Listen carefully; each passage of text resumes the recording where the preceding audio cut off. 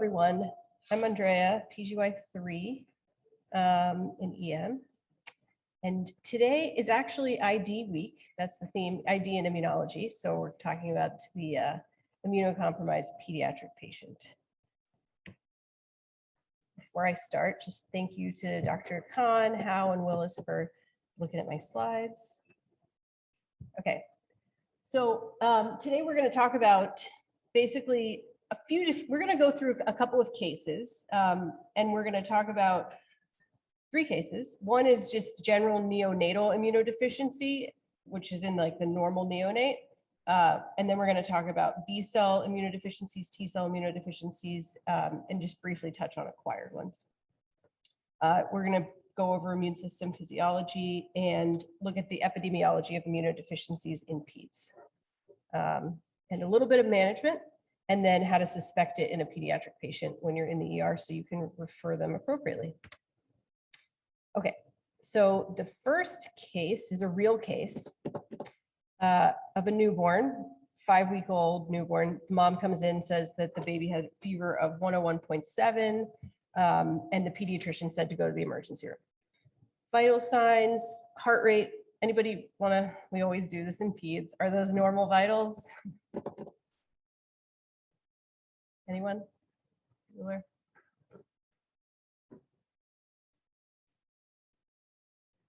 Yeah, they're normal, right? Normal vitals. A little bit of it, like a 99.7, not a fever, but a little elevated temperature, sure.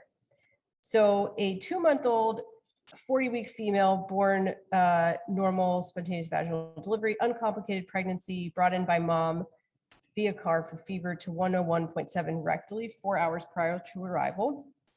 There is a sick contact at home, a 3-year-old in daycare with rhinorrhea and cough for the past week, and the parents both had similar symptoms. No difficulty breathing, still breastfeeding normally, normal wet diapers. On exam, baby's well appearing, lungs are clear, there's a little bit of rhinorrhea, no murmurs, no rashes, normal tone, good reflexes. Okay, so what are the next steps? IV, right? Who would not put an IV in this baby? No one, good. Okay, so next steps are IV O2 monitor, right? It's a 5-week-old, okay? So raise your hand if you would give fluids. It's okay, there are no wrong answers. Okay. Raise your hand if you would do labs. Great. Would anybody just give antibiotics right off the bat? No, okay. Who would LP this baby after the labs come back? Depends on the labs. Okay, good. And would anybody want to consult anyone at this time? Probably not, right? Okay, so that's the baby. Baby's doing well. It's my baby, actually. This really happened. I told you it was a true story. Okay, so I'll tell you what happened actually. So what happened was we got, they did the labs, right? They did fluids for no reason. That was kind of silly. No antibiotics, no LP. And the reason has to do with what we'll go into what you're looking for on the labs, okay? So just to go over some definition, fever, and she's fine, by the way. She had a parainfluenza virus. So, oh, yeah, sorry. Okay, so definition. So fever is a rectal temperature greater than 38 degrees Celsius.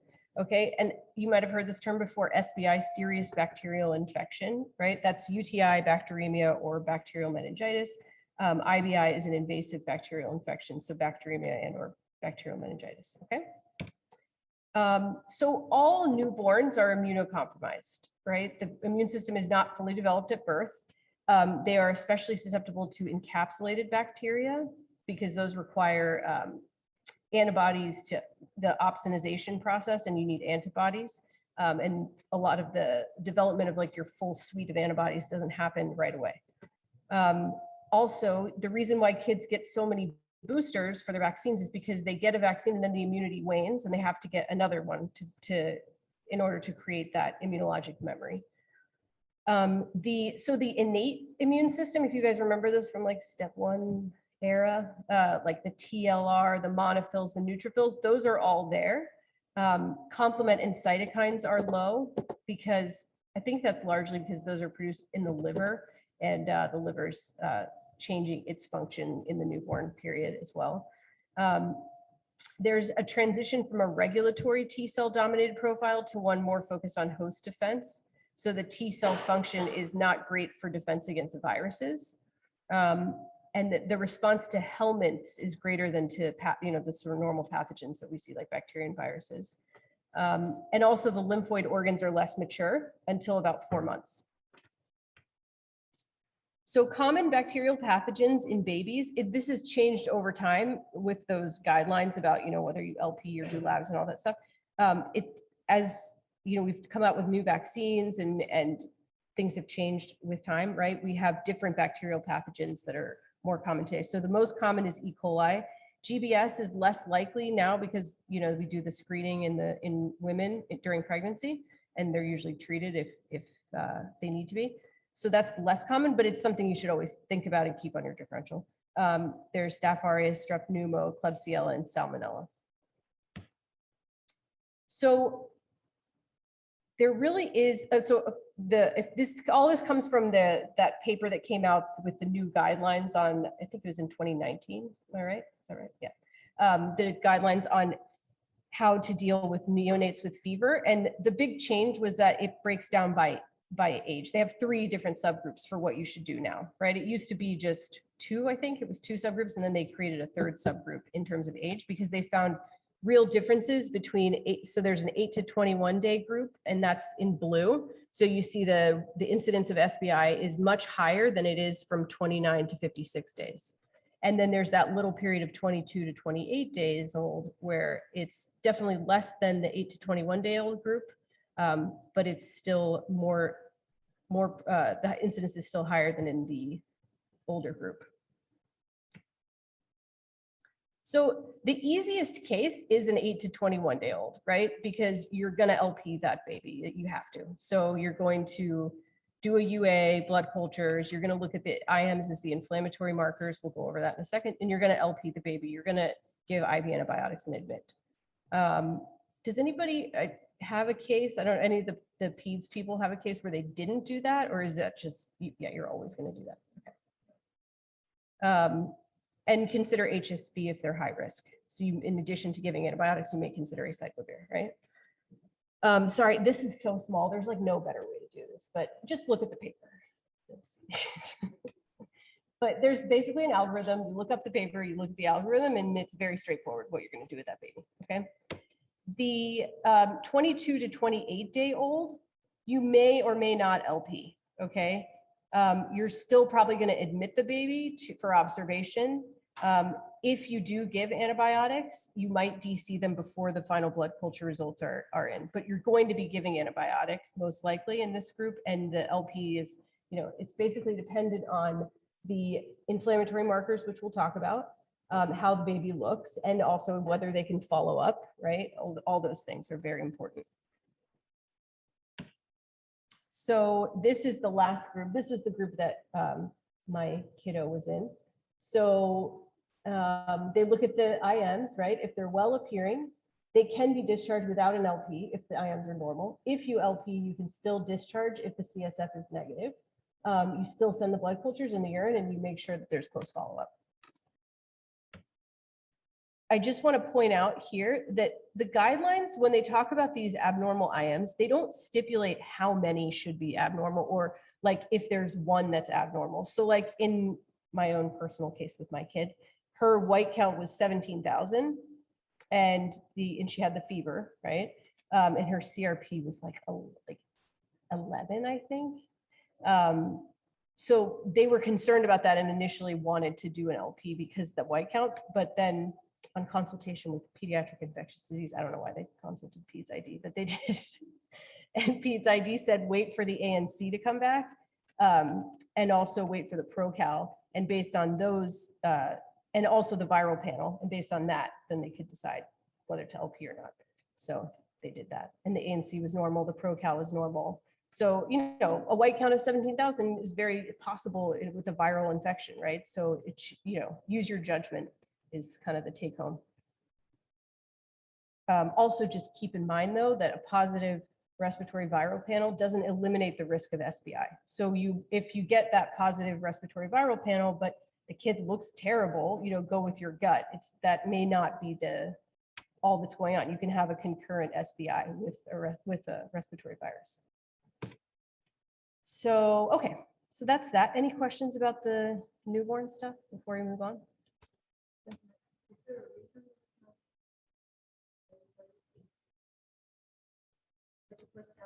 Mm-hmm.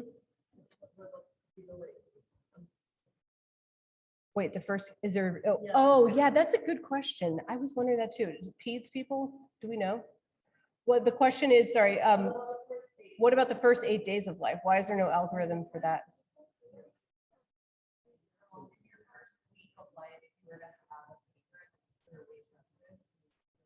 Yeah.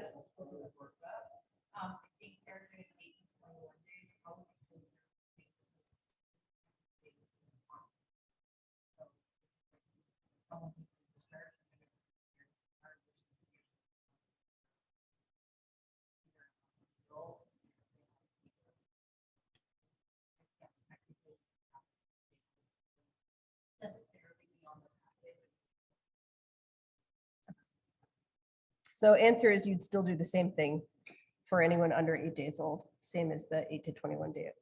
I think it might have to do with the data, right? With the SBI data, that the data for this chart is from 8 to 21 days old. So that's what they're basing it on.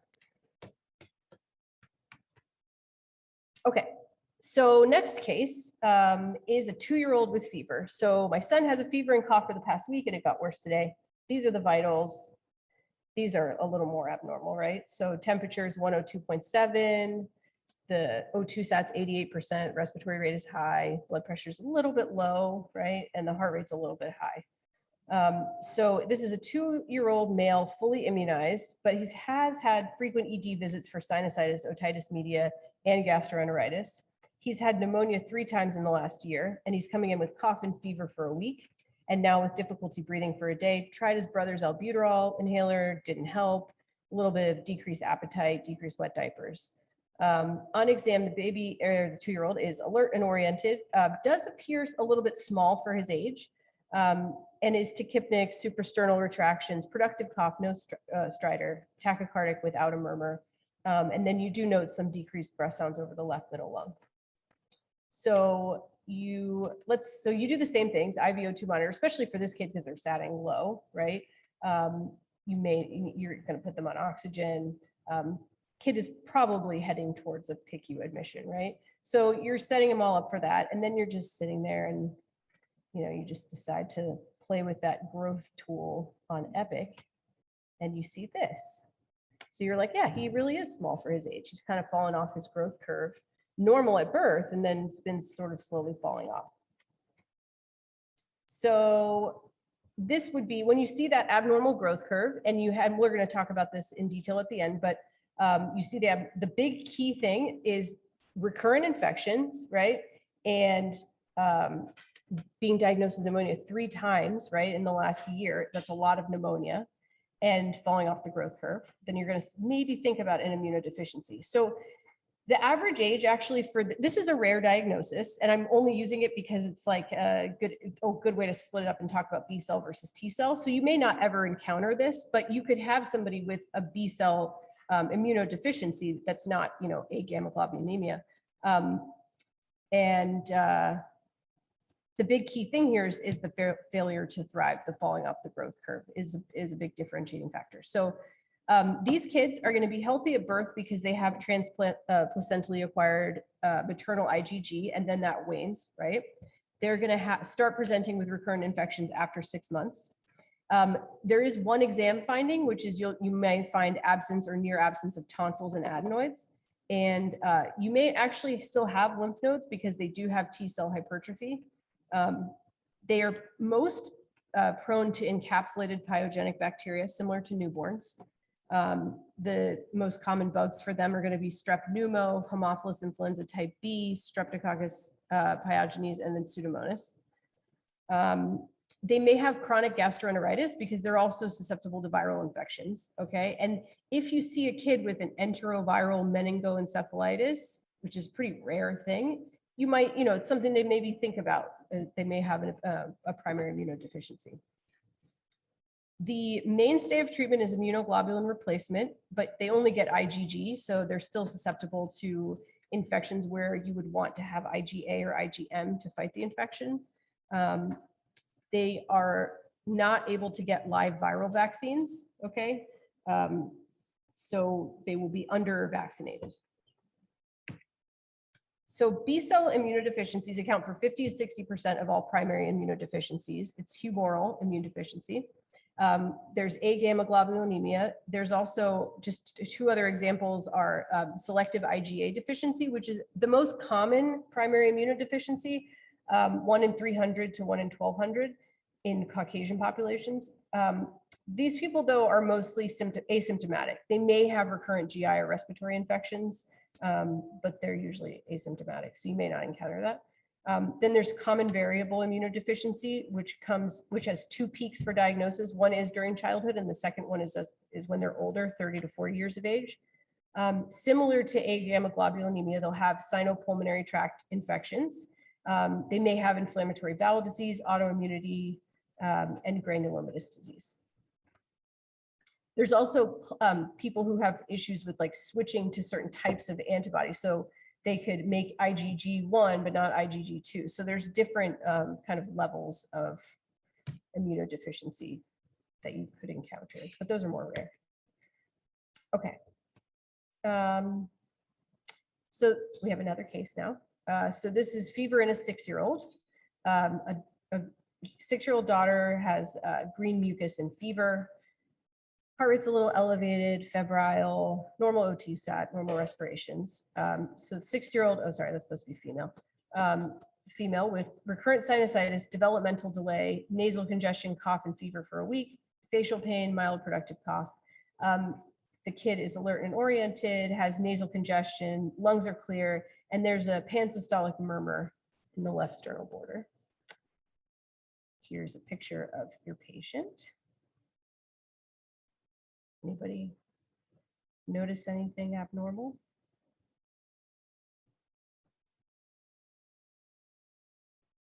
Anyone? Or here, anything abnormal here? There's a murmur, right?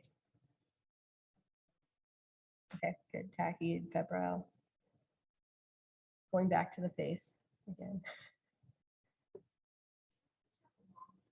Good. Okay, so she's got a long face.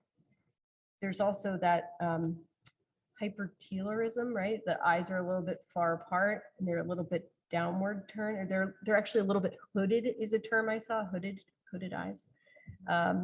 You can't see the ears, but let's say you see the ears and there's a crumpled helix. That's another finding.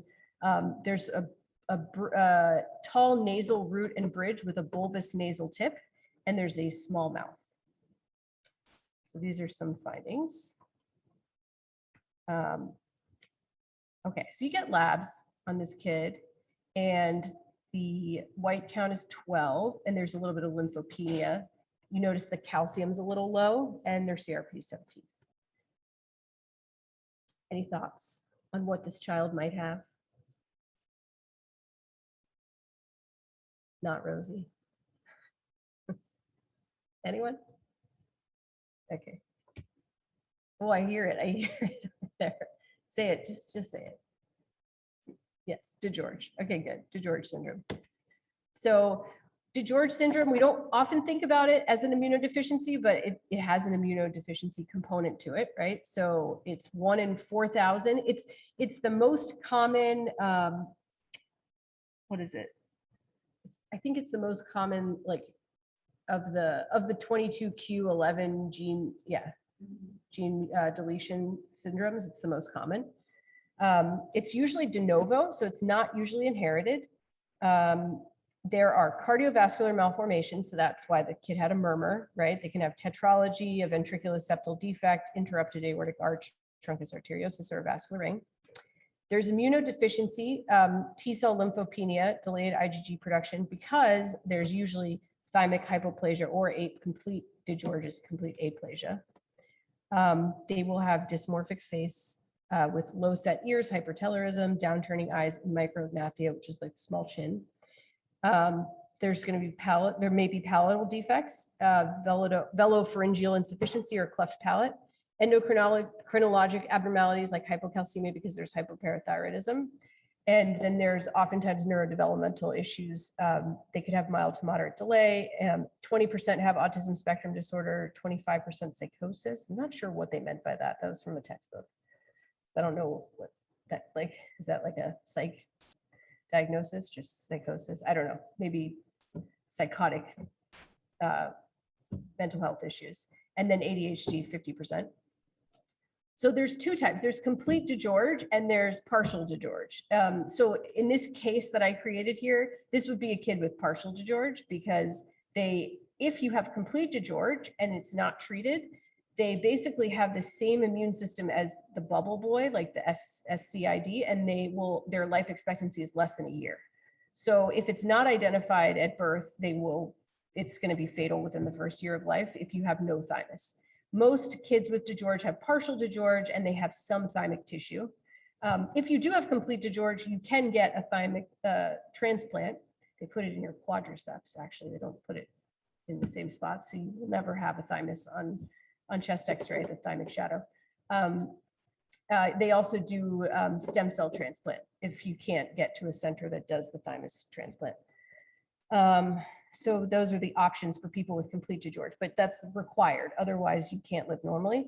But so the people with partial DiGeorge will have thymic, hypoplasia. So they will have just kind of an underdeveloped T-cell immune system.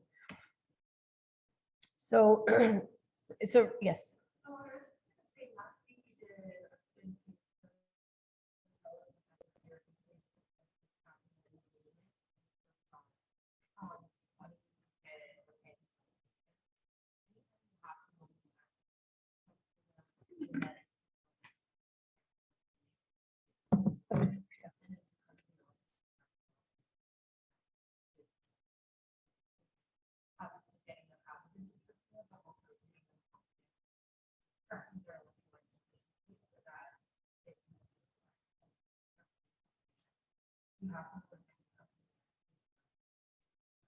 Yeah, so Rosie was just pointing out that if you see a kid with hypocalcemia, profound hypocalcemia, and they have some signs of maybe developmental delay or abnormal face, then you want to think about DiGeorge right away.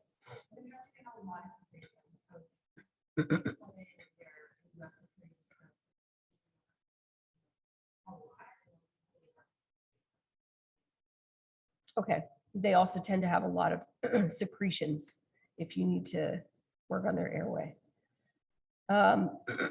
So moving on to T-cell immunodeficiencies. So this is 10 to 15% of all congenital immunodeficiencies. Just note that B-cell immunity is also affected. So they may have the same kind of presentation as someone with B-cell immunodeficiency because B-cell maturation requires T-cells. So if you're T-cell deficient, then you're also B-cell deficient. There is DiGeorge syndrome, obviously the most common. There's also this DiGeorge syndrome, which is very rare. I just mentioned it because it's another example. And then there's IL-12 receptor deficiency, also rare. You would want to think about that in a kid who has disseminated TB or frequent mycoplasma infections, because that IL-12 is required for your immune response to TB and mycoplasma. Okay. So the epidemiology of congenital immunodeficiencies. So the overall incidence is pretty rare. It's 1 in 10,000. The prevalence of diagnosed PID in the United States, 1 in 2,000. Okay. DiGeorge syndrome, 1 in 3,000. And agamma-globulinemia is 1 in 379,000. So like I said, you're probably never going to see the agamma-globulinemia. I forgot to mention that it's X-linked, right? So it's going to be more common in males. So it's 1 in 190,000 male births. Because there's different inheritance patterns for it, you can have females with it, but it's just much more common in males. So of those, so it's a rare thing, but if you find it, it's something you don't want to miss, right? The most common would be B cell immunodeficiencies, so that would be 50%, and it would be the other ones, not the A gamma globulinemia, but maybe like the IgA deficiency, the combined variable, or the class switching abnormalities, right? Combined B and T cell would be 20%. Phagocyte defects, which I didn't talk about here in this lecture because that's just too much, but that would be like chronic granulomatous disease, and that's 18%. T cell defects, like DiGeorge, 10%, and then complement system defects, very rare, 2%. Okay, but that would be. Does anybody remember like what you worry about with the complement? What's kind of interesting, right? What are they most susceptible to? Yeah, Neisseria meningitis, and that's if they're missing C5 through C9. So something to think about. Okay, so just to kind of put it in context, right? So T cell defects, you can think about it this way. You might see certain associated infections and pathogens like viral infections, herpes and varicella, cytomegalovirus, PCP, cryptococcus, and candidiasis. I didn't mention that earlier, but remember earlier I said that they may present very similar to the B cell immunodeficient kids because they don't have the B cell response either. But as far as the T cell specific side, it's going to be viruses and fungi. So they may have like recurrent candidiasis or a lot of eczema. You might see that too. B cell defects is going to be sepsis, meningitis, or recurrent otitis media, cytopulmonary infections, or enteroviral infections. Phagocyte defects would be, there's these very specific bacteria. Burkholderia is like the second most common cause of death in chronic granulomatous disease. So just remember that fact for, I don't know why. Skin and cutaneous abscesses, and they're going to have granulomas. Complement is meningitis, right? Haemophilus influenza and strep pneumonia. This is just another kind of thing to kind of put in the back burner, but T cell defects, the candidiasis I mentioned, graft versus host disease after blood transfusion is possible because of the autoimmunity issues, intracellular infections, and persistently low absolute lymphocyte counts. B cell defects, the cytopulmonary or GI infections. This is kind of repetitive. Phagocyte defects. I just wanted to point out the delayed separation of the umbilical cord. Okay, something you might see. So if you have a newborn coming in and their umbilical cord is still attached and it's been 2 weeks, that's something to think about. Okay. So the warning signs of primary immunodeficiency are 8 or more new ear infections within a year, 2 or more serious sinus infections within a year, 2 or more months on antibiotics without much effect, 2 or more pneumonias within a year, failure to thrive is a big one, recurrent deep skin or organ abscesses, persistent thrush, need for IV antibiotics, 2 or more deep-seated infections, and a family history of primary immunodeficiency. I just want to point out, does anybody know how many infections can a normal child have per year? Viral infections. Anyone? 10? I see 10, I see 5. So they can have up to 18 infections a year when they're at a daycare center. And I read somewhere that they can actually have a normal child with more than 10 viral URIs can have symptoms for half of the year, right? So for half of the year, they can be coughing and sneezing and getting fevers, and that's completely normal. So, just be careful for what you think of as normal or abnormal in terms of recurrent infections. What differentiates these infections are that a normal child will get better in between infections, right? So they'll get a virus, they'll get better, they'll get another virus, they'll get better, they'll get another virus, and it can be like literally every week getting a new virus. My kid had Coxsackie 3 times. I thought you could only get it once, but no, you can get it 3 times. So yes, so that's normal. But it's the failure to thrive, the fact that they're long lasting or unusual, they don't get better with antibiotics right away if they are a bacterial infection, or they're recurrent without healthy periods in between. Note that 30% of kids with recurrent infection have atopic disease. So think about, is this really an infection or is it allergy? Okay. But also remember that PID and ATP often coexist because of the close relationship between autoimmunity and infection, right, in these immunodeficient kids. So the take-home points are all newborns are immunocompromised. Immunity increases quickly with SBI likelihood decreasing week by week. Normal kids get sick a lot.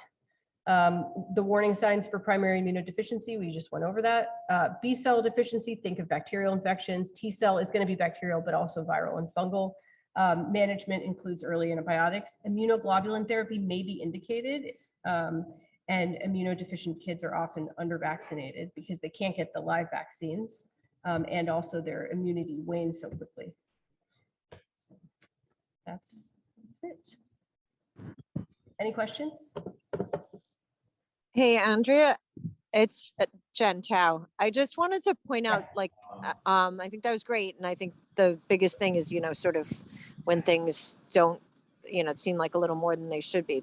But with these recurrent pneumonias, I encourage everyone to kind of like look at the actual x-rays if you have them, because many of them actually have asthma.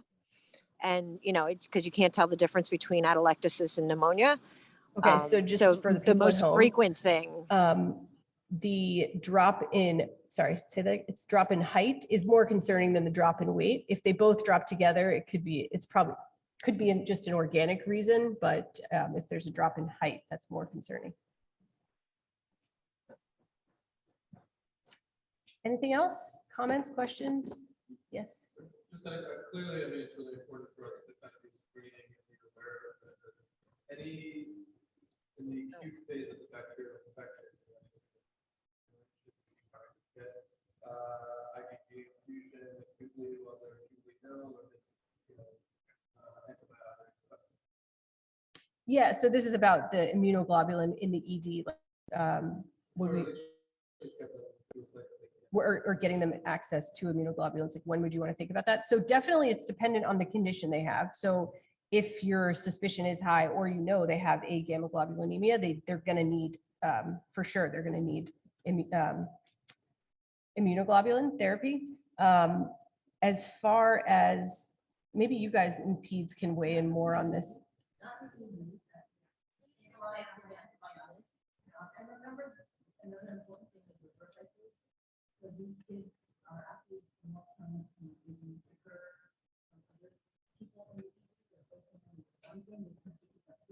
Right. So remember to isolate these patients in the ED. Yeah.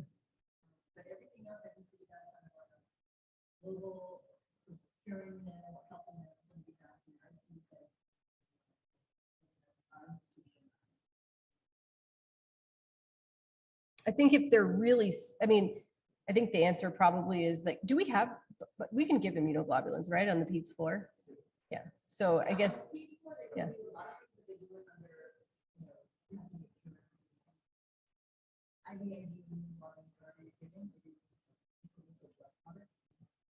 Right. Right, right. Yeah. So something that's not done in the ED, done on the floor, but you would want to consider admitting someone for that therapy, probably if they're very ill or if they have no A-gamma globulinemia, or or look at the history too. Okay.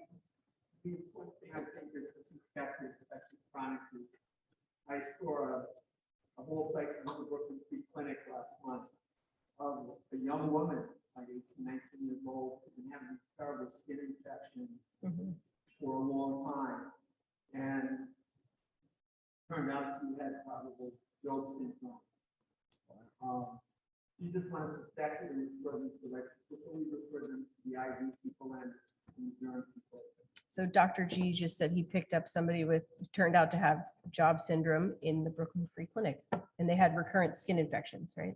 Terrible. Yeah. So always something to keep in the back burner.